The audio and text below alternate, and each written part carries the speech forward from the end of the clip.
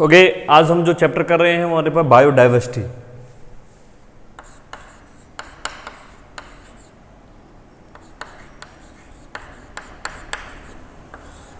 Biodiversity and conservation, ये हमारे पास अगर देखें तो हमारे एनसीईआरटी में चैप्टर 15 है इकोलॉजी का। इस चैप्टर में हम लोग देखेंगे कि कितने लिविंग ऑर्गेनिजम्स हैं, कितनी स्पीशीज हैं, किस किस तरीके से डिस्ट्रीब्यूट है। तो सबसे पहले तो अगर हम लोगों को देखना है तो what does mean of the biodiversity. Bio का मतलब क्या है? बायो का मतलब हम बहुत अच्छी तरह से जानते हैं, that is the living things. Diversity का मतलब होता है डिस्ट्रीब्यूशन। अगर किस किस तरीके से डिस्ट्रीब्यूट हुई है, डिस्ट्रीब्यूट का मतलब यहाँ डिस्ट्रीब्यूशन मतलब ये नहीं है कि किसी को बांट दिया गया है या ऐसा नहीं। मैंने बेसिक तरीके से बताया है कि पूरे living organisms, variety of organism हैं, वैरायटी ऑफ प्लांट्स हैं, variety of living things, bacteria है, एंजियोस्पर्म है, जिम्नोस्पर्म है, या प्लांट की जितनी एनिमल की वैरायटी है, वो अर्थ पर कहाँ कहाँ पर कैसे कैसे डिस्ट्रीब्यूट हैं, वो हमारे पास बायोडाइवर्सिटी है। पूरी अर्थ पर आप कह सकते हैं कि लिविंग थिंग्स का प्रेजेंट होना बायोडाइवर्सिटी है। वो इक्वेटिक हैबिटेट में हो सकते हैं, वो टेरेस्ट्रियल हैबिटेट में हो सकते हैं, वो एरियल हैबिटेट में हो सकते हैं, बोरोविंग कंडीशंस में हो सकते हैं, किसी भी जगह पर हो, बट वो सारे के सारे बायोडाइवर्सिटी में आते हैं। In biodiversity mean to say that कि लिविंग थिंग्स का अर्थ पर, चाहे वो इक्वेटिक है चाहे टेरेस्ट्रियल मीडियम पर प्रेजेंट होना, डिस्ट्रीब्यूशन होना, बायोडाइवर्सिटी है। अगर हम लोग बेसिक तौर पर देखें तो हमारे पास डाइवर्सिटी जो है वो हम लोग इसको 3 भागों में बांटते हैं। एक हमारे पास आता है जेनेटिक डाइवर्सिटी, एक होता है स्पीसीज डाइवर्सिटी, एक आता है ecological diversity. Okay, genetic diversity का मतलब क्या है, स्पीशीज डाइवर्सिटी का मतलब क्या है, इकोलॉजिकल डाइवर्सिटी का मतलब क्या है, तो उसमें हम लोग चलते हैं। तो सबसे पहले हमारे पास आता है जेनेटिक डाइवर्सिटी। ओके, आप जानते हैं कि किसी भी ऑर्गेनिज्म या किसी स्पीशीज की बहुत सारी वैरायटी नेचर के अंदर मिलती है। मैं एक एग्जांपल लेता हूँ कि पूरे इंडिया में ओके जो राइस है, राइस तो खाते हम लोग, राइस एक स्पीशीज है एक की लगभग 50,000 वैरायटी है। 50,000 प्रकार के चावल खाए तो वो है तो चावल ही, बट उनके अंदर जेनेटिक वेरिएशन है, उनका थोड़ा थोड़ा जो जीनोम है वो डिफरेंट है, इसलिए वो डाइवर्सिटी यानी हैं तो सही, बट उनमें और जो नॉर्मल राइस है उनमें डिफरेंस क्या है, यहाँ पर उनका जेनेटिक लेवल डिफरेंट है, तो वो जेनेटिक डाइवर्सिटी। आप ये कह सकते हैं जैसे डॉग है, डॉग एक स्पीशीज है, बट दुनिया के अंदर कितने प्रकार के बुल डॉग है, पिट डॉग है, बुली है, वट जो भी जितने भी हैं, ये उसके जेनेटिक वेरिएशन है। डॉग हैं एक स्पीशीज है बट उसकी जेनेटिक वेरिएशन है। ऐसा ही अगर हम लोग मैंगो की बात करें तो इंडिया में लगभग 1000 टाइप्स के मैंगो मिल जाएंगे। तो 1000 टाइप के मैंगो मिल जाएंगे तो इसका मतलब ये है कि ये इसका क्या है, जेनेटिक डिफरेंस है। ये अलग अलग जो है जेनेटिक लेवल पर मैंगो की वैरायटी मिलती है, जो कि हम इसे कह सकते हैं जेनेटिक डाइवर्सिटी। ओके, फिर इसे हम लोग आगे लेते हैं जैसे स्पीशीज डाइवर्सिटी। स्पीशीज डाइवर्सिटी में हमारे पास अगर बात करें, नेक्स्ट है हमारे पास स्पीशीज डाइवर्सिटी। स्पीशीज डाइवर्सिटी में क्या है? स्पीशीज डाइवर्सिटी में है कि वैरायटी ऑफ स्पीशीज, अलग अलग प्रकार की स्पीशीज कितने प्रकार की मिल रही हैं। अगर मैं एग्जांपल देखूं तो अगर हम देखते हैं कि वेस्टर्न घाट में जो है, वेस्टर्न जो घाट है उसमें ईस्टर्न घाट की बजाय ज़्यादा स्पीशीज है, एम्फीबियन की, फ्रॉग की ज़्यादा स्पीशीज, तो हमारे पास वो क्या कहलाएगी, स्पीशीज डाइवर्सिटी। जैसे मैं कहूँ कि यहाँ पर जो डेजर्ट एरिया में है रेप्टाइल की स्पीशीज ज़्यादा है रेदर देन जो हिली एरिया है, तो ये किस डाइवर्सिटी की बात हो रही है? स्पीशीज डाइवर्सिटी की बात हो रही है यहाँ पर। तो स्पीशीज डाइवर्सिटी, जहां पर स्पीशीज के अलग अलग वेरिएशन की हम लोग बात करते हैं तो हमारे पास वो स्पीशीज डाइवर्सिटी होती है। और जब हम लोग जेनेटिक, अब देखो आप लोगों को क्या है, एग्जाम्पल दिया जाएगा, उस एग्जाम्पल को आइडेंटिफाई करना है कि ये डाइवर्सिटी है कौन सी। तो मोस्टली इकोलॉजिकल डाइवर्सिटी में तो हम लोग डिफरेंशिएट कर लेंगे, वो हम देखेंगे, पर जेनेटिक और स्पीशीज डाइवर्सिटी के अंदर हमेशा जो है थोड़ा सा कंफ्यूज रहते हैं। वो जब एक स्पीशीज के डिफरेंट स्ट्रेन, जेनेटिक स्ट्रेन की बात की जाती है तो हमारे पास जेनेटिक डाइवर्सिटी होती है। जैसे मैं कह रहा हूं कि चावल की बहुत सारी अलग अलग जो वैरायटी है वो मिलती हैं, अमेरिका में मिलती हैं या इंग्लैंड में मिलती हैं या इंडिया में मिल रही हैं, ठीक है। तो इस कंडीशन में वो जेनेटिक डाइवर्सिटी, जब मैं एक बड़े लेवल या क्लास लेवल की बात कर रहा हूँ, क्लास लेवल में जैसे कि हम लोग बात कर रहे हैं कि मैमल्स, ठीक है, अगर हम देखें कि फॉरेस्ट के अंदर मैमल्स की स्पीशीज जो है ज़्यादा रहती हैं, ठीक है। और अगर हम देखें कि ओशियन के अंदर मैमल्स की स्पीशीज जो हैं वो जो फॉरेस्ट की बजाय कम है। तो यहाँ पर जो बात हो रही है वो किसकी हो रही है? स्पीशीज। यानी मैमल क्या है? वो एक क्लास है, क्लास के आगे स्पीशीज, यानी एक क्लास में बहुत सारी स्पीशीज हैं, तो वो जो डिफरेंट हम लोग बात कर रहे हैं वो क्या आती है? Species diversity. इकोलॉजिकल डाइवर्सिटी क्या होती है? इकोलॉजिकल डाइवर्सिटी क्या है? डिफरेंट टाइप के इकोसिस्टम जो होते हैं वो क्या कहलाते हैं? Ecological diversity. जैसे कि अगर मैं बात करूं कि डेजर्ट है, डेजर्ट एक इकोसिस्टम अपने आप में, वहाँ की डाइवर्सिटी एक हिली एरिया की डाइवर्सिटी से अलग होगी, और एक जो फॉरेस्ट है वो डेजर्ट से बिल्कुल डिफरेंट होगा। तो इस प्रकार अगर हम लोग बात करते हैं तो हमारे पास क्या आता है? Ecological diversity. कुछ एग्जांपल ले लेते हैं हम लोग इकोलॉजिकल डाइवर्सिटी के। जैसे हमारे पास डेजर्ट है, जैसे हमारे पास डेजर्ट हो गया, ओके, रेन फॉरेस्ट हो गया, ओके, और एस्ट्रीज हो गया,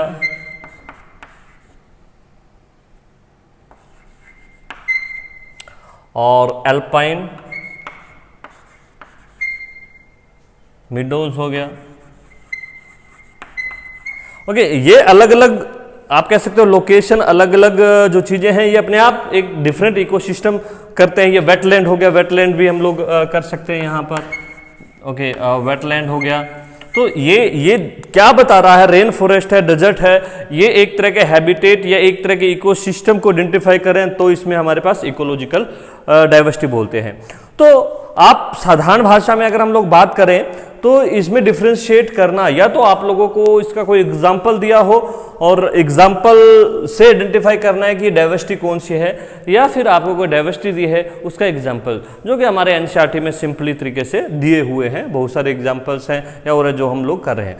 तो एक बार हम लोग बात करें genetic diversity, species diversity, ecological diversity. Genetic diversity जो कि डिफरेंट स्ट्रेन के बारे में बताती है, स्पीशीज डिफरेंट स्पीशीज के बारे में, और ये डिफरेंट टाइप के इकोसिस्टम के बारे में हम लोगों को बताते हैं। तो ये बायोडाइवर्सिटी है। बायोडाइवर्सिटी के जो 3 डिफरेंट पोर्शन है। फिर अभी हम लोग इसको आगे करते हैं कि इस डाइवर्सिटी में कौन कौन सी स्पीशीज, कितनी स्पीशीज हो सकती है, ठीक है। तो इसी को हम लोग आगे बढ़ाते हैं।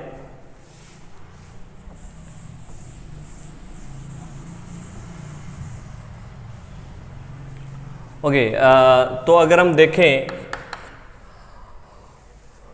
तो आता है हमारे पास how many species found on earth. कितनी स्पीशीज जो है अर्थ पर मिलती हैं, आइडेंटिफाई करना भी मुश्किल है, मानना भी मुश्किल है, पहले तो काउंट करना भी काफ़ी डिफ़िकल्ट है। बट यहाँ पर हम लोग जो हमारे पास डाटा दिया है, और जैसे बेसिकली मैं बच्चों को बोलता हूँ कि इस मामले में अलग अलग बुक अलग अलग डाटा रेज करेगी, उसकी इतनी स्पीशीज है, उसकी इतनी स्पीशीज है। तो हमें जो है वो कौन सा मोस्टली लेना है, जो हमारे पास एनसीईआरटी का डाटा होगा उसी स्पीशीज को हम लोगों ने उन्हीं को ही कंसिडर करना है बोर्ड के लिए। ओके, तो सबसे पहले अगर हम देखें तो हमारे पास जो है IUCN 2004। IUCN क्या होता है? International union conservation of nature and natural resources. IUCN के अकॉर्डिंग अगर हम देखें तो पूरी दुनिया में लगभग 1.2 मिलियन स्पीशीज प्रेजेंट है, बट ये डाटा इनफ नहीं है। कितनी स्पीशीज, देखो कहते हैं ना कि जरूरी नहीं जो हमें पता नहीं है वो है नहीं, हम तो उसी को कह रहे हैं ना, जो हमें पता है यही है, तो जरूरी नहीं है। तो जितनी स्पीशीज है इससे बहुत ज़्यादा स्पीशीज माना जाता है कि 20 से लगभग 50 मिलियन स्पीशीज जो है वो आइडेंटिफाई करनी बाकी हैं। अभी उनके नेमिंग है, उनका क्लासिफिकेशन है, उनको जानना अभी बाकी है कि वो कौन कौन सी स्पीशीज है, कितने प्रकार की है, कहाँ कहाँ पर मिल रही है।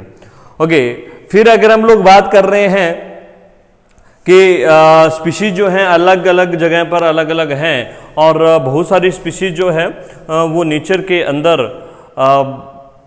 जो मिल रही हैं, बट उनको आइडेंटिफाई करना, क्योंकि उनके किस क्लास में उनको रखा जाए, किस फाइलम में रखा जाए, या फिर किस स्पीशीज़ के अंदर, यानी उनके जो करैक्टर होते हैं वो थोड़े कंफ्यूजिंग होते हैं, या बहुत सारे इंसेक्ट्स या बहुत सारी स्पीशीज ऐसी रहती हैं जिन्हें लगभग आइडेंटिफाई तो कर लिया जाता है पर उनको क्लासीफाई नहीं किया जाता, या और फिर भी वो स्पीशीज पता तो है ना। तो आप कह सकते हैं कि बहुत सारी रोबोट मे के अकॉर्डिंग लगभग जो है 7 मिलियन स्पीशीज जो है प्रेजेंट होती है। ओके, और अगर कौन सी स्पीशीज कितनी डेंसिटी के अंदर है, कौन सी स्पीशीज कितना उसका भाग है, कह सकते हैं कितना प्रेजेंट है, उसको भी हम लोग डिस्कस करते हैं। और इसमें बोर्ड का क्वेश्चन भी किस तरीके से लगता है वो मैं अभी आप लोगों को बताऊंगा कि इसे किस तरीके से अपने को देखते हैं। ओके, अगर हम देखें तो हम 3 भाग लेते हैं स्पीशीज या प्लांट या एनिमल के अंदर। एक होता है वर्टिब्रेट, एक इनवर्टिब्रेट और एक है प्लांट्स। ओके, इनवर्टिब्रेट और वर्टिब्रेट आप लोगों को बताने की ज़रूरत नहीं है क्योंकि हम लोग 11th में इनफ पढ़ चुके हैं इनके बारे में। फिर भी मैं आप लोगों को थोड़ा सा बता देता हूँ कि इनवर्टिब्रेट क्या होते हैं, वर्टिब्रेट क्या होते हैं, और तीसरा जो है हमारे पास प्लांट के बारे में। तो हम इनवर्टिब्रेट्स क्या होते हैं, एक होता है कोऑर्डेटा, नॉन कोऑर्डेटा होता है ना। तो इनवर्टिब्रेट्स जो है हमारे पास इनवर्टिब्रेट्स क्या होते हैं, जैसे कि हमारी ये बैकबोन होती है ना, ठीक है, बैकबोन होती है, और ये बैकबोन जो हमारी छोटी छोटी वर्टिब्रेट्स है, आपने जो है लैब के अंदर स्केलेटन देखा होगा, उसमें जो बैकबोन है जिसे हम कोडेट बोलते हैं, उसको जो है छोटे छोटे जो वर्टिब्री के अंदर डिवाइड होती है। तो ऑर्गेनिज्म जिनके अंदर ये वर्टिब्री होती हैं तो वो सारे के सारे क्या कहलाते हैं, वर्टिब्रेटा कहलाते हैं, वर्टिब्रेट कहते हैं उन्हें।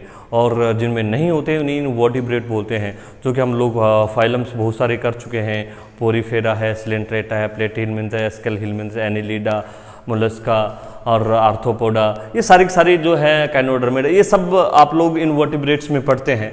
तो अगर हम देखें तो सबसे पहले स्पीशीज कितनी होगी, आपके हिसाब से कितनी स्पीशीज होगी पूरी दुनिया में? स्पीशीज कितना होना चाहिए कि ये इतना स्पीशीज जो है नेचर के अंदर मिलता है?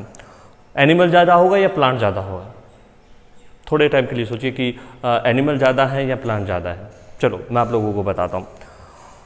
पूरी दुनिया में जितनी एनिमल या प्लांट हैं उसमें 70% एनिमल है,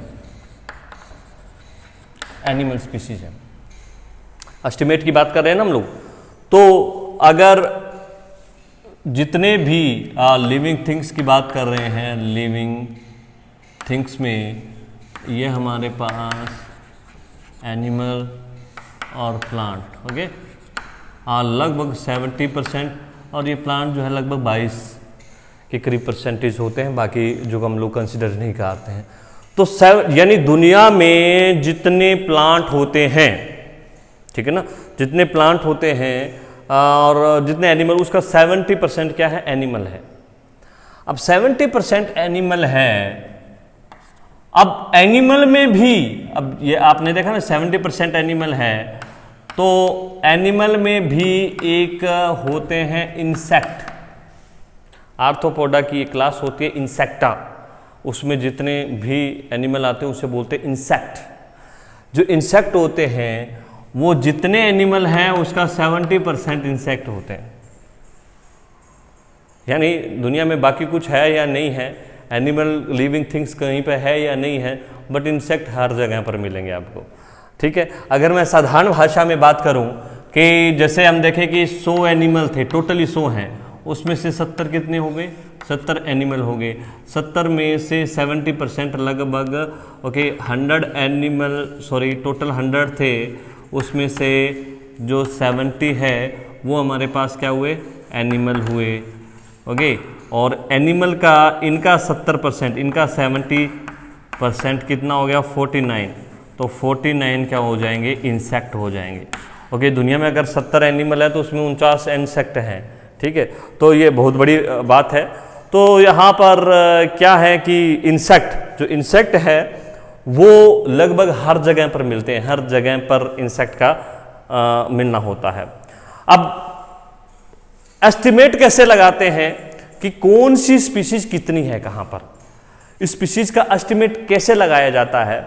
अब एस्टिमेशन के लिए भी क्या है कि जो इंसेक्ट हैं उसका यूज किया जाता है। जैसे आप लोग दुकानदार के पास जाते हैं हम लोग, तो पहले आपने देखा होगा कि तोलने के लिए वो तगड़ी हुआ करती थी या कांटा हुआ करता था। तो एक तरफ उन्होंने चीनी डाली और एक तरफ 1 किलो का वाट या कुछ रख दिया और आप 1 किलो चीनी लेके आए। आप 1 किलो चीनी नहीं लेके आए, आप जो ये वाट है उसके इक्वल चीज लेकर आए हैं, है ना। तो उसको आपने उसको पैरामीटर बना लिया कि ये जो है वो 1 किलो है, उसे नाम दे दिया कि इस वाट को जो है 1 किलो कहा जाता है। तो उसके जो कंपैरिजन में जो भी चीज लेते हैं, मान लो आपने 2 किलो ली तो उसके कंपैरिजन में डबल है, और अगर 3 किलो लिए तो उसके कंपैरिजन में ट्रिपल है। उसके यानी कंपैरिजन के लिए एक जो है आप कह सकते हैं यूनिट मिल गई आपको कि इसके कंपेयर में कोई चीज कितनी है, कम है या ज्यादा है। तो उस यूनिट उसी तरीके से जो पहले है, जो एनिमल है स्पीशीज का एस्टिमेट इंसेक्ट को क्या माना जाता था? इंसेक्ट को एक पैरामीटर मान लिया, क्योंकि इंसेक्ट इज एवरीवेयर। ठीक है, इंसेक्ट एवरीवेयर, और इंसेक्ट के कंपैरिजन में कितने एनिमल हैं वो एक छोटे से एरिया पर कलेक्ट किए जाते थे। सपोज कीजिए हम एक एग्जांपल लेते हैं, हमें पता नहीं स्कूल में बच्चे कितने हैं। ठीक है, आप एक क्लास में गए, आप जानते हैं कि लड़के तो हर क्लास में होते हैं कि नहीं होते? ठीक है, लड़के क्लास में होते हैं, लड़के लाइक इंसेक्ट। नोट इंसेक्ट, मेरा कहने का मतलब ये नहीं कि लड़के सारे इंसेक्ट, मैं एक एग्जांपल तौर पे बोल रहा हूँ कि जैसे लड़के हैं, लड़के हर क्लास में होते हैं। ओके, आप एक क्लास में गए, आपने एक क्लास में देखा कि जो हैं 30 लड़के हैं। ओके, अब 30 लड़के हैं, 30 किसी क्लास में 25 होंगे, किसी में 20 होंगे, किसी में 30 है, किसी में 40 है, 30 लड़के हैं। बट उसके कंपैरिजन में लड़कियां कितनी हैं? आपने देखा कि लड़कियां 20 हैं। उसके कंपैरिजन में पंखे जो हैं वो 4 हैं, और बेंच जो हैं वो 16 हैं, स्टूल हैं वो 4 हैं, और जो लाइट्स हैं वो कहने का मतलब 5 है। व्हाटएवर आपने इस 30 के कंपैरिजन में किया ना, कि 30 लड़कों के कंपैरिजन में बाकी चीज़ों का जो वेटेज कितना है, उसमें चेयर कितनी है, उसमें पंखे कितने हैं, उसमें गर्ल्स कितनी हैं, मैं मान लो ये चीज़ें सारी स्पीशीज हैं। उसी प्रकार एक छोटा सा एरिया है, उसमें इंसेक्ट को काउंट किया जाता है, उस इंसेक्ट के कंपैरिजन में अदर स्पीशीज को काउंट किया जाता है, और जो रेशो मिलता है उसी रेशो को एक बड़े लेवल पर, एक बड़े जो है मान लो फॉरेस्ट है, फॉरेस्ट के किसी हिस्से के अंदर आप लोगों ने ये कंपैरिजन किया और उस रेशो को आपने पूरे एरिया या फॉरेस्ट के अंदर आपने लगा दिया, तो एक एस्टिमेट निकल कर आ जाता है कि कौन सी स्पीशीज कितनी मात्रा के अंदर है। अदरवाइज इनको काउंट करना, एक एक को पकड़ के काउंट करना, it is not easy task और पॉसिबल भी नहीं है। तो इसी तरीके से इनको एस्टिमेट किया जाता है। ओके, तो इसी चीज को हम लोग आगे लेते हैं।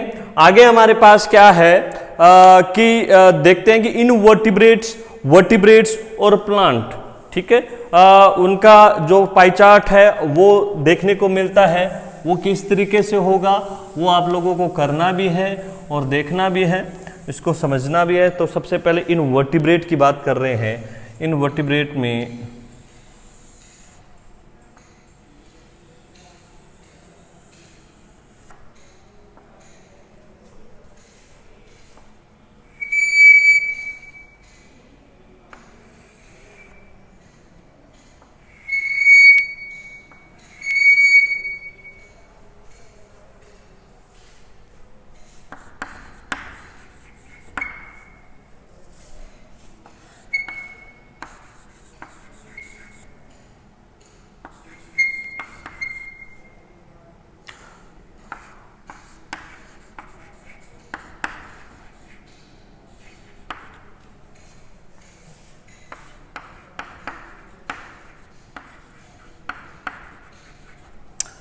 ओके, अगर हम लोग इनवर्टिब्रेट्स की बात करें तो ये एक पाई चार्ट मैं बना रहा हूं। देखो, हो सकता है कि बोर्ड में इस तरह का पाई चार्ट बनाना है, यहाँ पर A B C लिख दिया जाए और आपको पता करना है कि ये क्या है, तो इस चीज़ को आपको याद भी करना है। ठीक है, हो सकता है कि 3 चीज़ें दी हो, चौथी चीज़ गायब की हो, उसको A लिखा हो या B लिखा हो, उसको आपको आइडेंटिफाई करना है। तो सबसे पहले हमारे पास सबसे ज़्यादा हमारे पास क्या है? इंसेक्ट। इंसेक्ट मैंने जैसे बताया कि सबसे ज़्यादा इंसेक्ट है, पूरी दुनिया में इंसेक्ट है, तो मोस्टली जो मैक्सिमम पार्ट है वो इंसेक्ट का है। उसके बाद हमारे पास मोलस्क। मोलस्क क्या होते हैं? आप जानते हैं कि ये मोस्टली इक्वेटिक ऑर्गेनिज्म होते हैं, जिसमें ऑक्टोपस आता है, पायला आता है, यूनिया आता है, यूनियो आता है। तो ये सारी की सारी आप चीज़ 11th में हम लोग कर चुके हैं। मोलस्क है। और ये क्रस्टेशियन में भी एक जो आर्थ्रोपोडा में एक इंसेक्ट होता है, एक क्रस्टेशियन होता है। क्रस्टेशियन भी अपने आप में एक बहुत बड़ी जो है क्लास है, जिसके अंदर जो है बहुत ज़्यादा एनिमल हैं। और ये चीज़ें होने के बाद अगर हम देखें, ये वाला भाग भी ये वाला भाग भी दोनों आर्थ्रोपोडा हैं, और बाकी जो बच गए वो एनिमल हैं, चाहे वो दूसरे हैं, पोरीफेरा है, सिलेंट्रेटा है, प्लेटिलमिंथ है, एस्केलहिलमिंथस है, एनिलिडा है, काइनोडर्मेटा है, हेमिकोडेटा, वटएवर जो बाकी के फाइलम हैं वो सारे के सारे इतना रेशो रहता है। मैक्सिमम रेशो इंसेक्टा का होता है, फिर मोलस्का है, फिर क्रस्टेशियन है और अदर एनिमल। तो ये हमारे पास इनवर्टिब्रेट्स का हमारे पास आता है। फिर हमारे पास है वर्टिब्रेटा। वर्टिब्रेटा में अगर हम लोग देखें तो इसे हम लोग बनाएंगे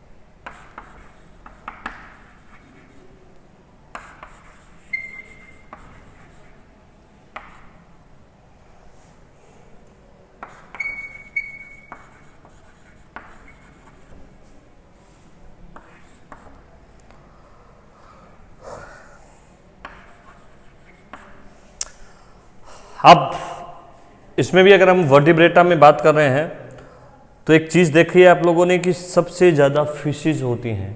फिशेस 50% के करीब मैंने फिशेस यहाँ पर रखी है। सबसे ज़्यादा फिशेस होते हैं, एक्वेटिक एनिमल्स ज़्यादा होते हैं वर्टिब्रेटा के अंदर। और इतना पोर्शन हमारे पास मैमल का है, ये हमारे पास बर्ड्स का है, ये हमारे पास रेप्टाइल का है, ये एम्फीबिया का है। तो कि ये थोड़ा कम ज़्यादा या पाई चार्ट में होता है, कोई डजन मैटर। बट आप लोगों को याद होना चाहिए कि ऊपर वाले पोर्शन में हमने मैमल लिखा है, इसमें बर्ड है, रेप्टाइल है और ये एम्फीबिया है। एम्फीबियन हम जानते हैं मेंढक है, और रेप्टाइल्स हैं जो स्नेक हैं, ठीक है, क्रोकोडाइल्स वगैरह, ये सब उसमें बर्ड्स जो है एवीज हैं, सारे के सारे बर्ड इसमें आएंगे, और मैमल जो हम भी इसके अंदर ही इंक्लूडेड होते हैं। तो आप कह सकते हैं कि जो वर्टिब्रेट है उनके अंदर मैक्सिमम पार्ट फिशेस का होता है, और बाकी जो पार्ट्स हैं वो क्या है, रेप्टाइल्स और एम्फीबिया के और बर्ड्स और मैमल्स के रहते हैं। और इसी में अगर हम लोग प्लांट का चलते हैं